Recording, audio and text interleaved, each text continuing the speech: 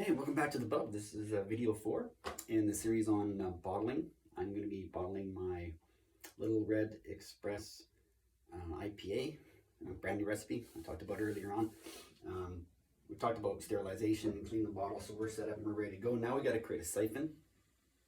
So I have my beer on the Beer-Evator that I created, which is basically just to get it to an elevation so that I can create a siphon.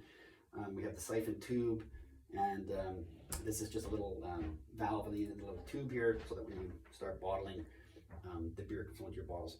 What I do though, before I start bottling, is I put some of the beer into these little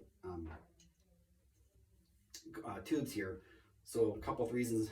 First of all, I want to taste it. This is the first time I get to taste the beer since I've started to make it. So I'm going to know basically what the beer is going to taste like, but of course not carbonated. So, and it will, the flavors do change a tiny bit when they age, but not much. So for the most part, I'll be able to taste what it is. The other thing I can do is, and I didn't talk about checking for your, I'll do another video on actually checking for your alcohol content, but that's what I use this for, would be to float the hydrometer to see what the content is. I've made so much of this now, I know all my beers wind up around 5.5 to 6.5%.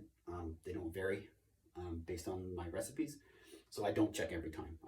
I might check once every 20 batches. I might just check the content to see what it's like, but for the most part I don't bother. I will do a video on that when I'm doing my next batch.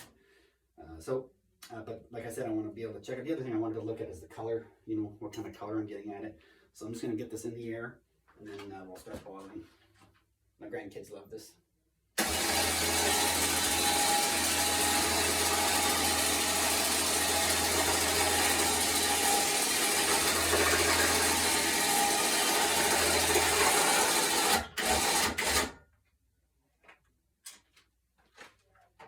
Okay, that's the Beer-Evator.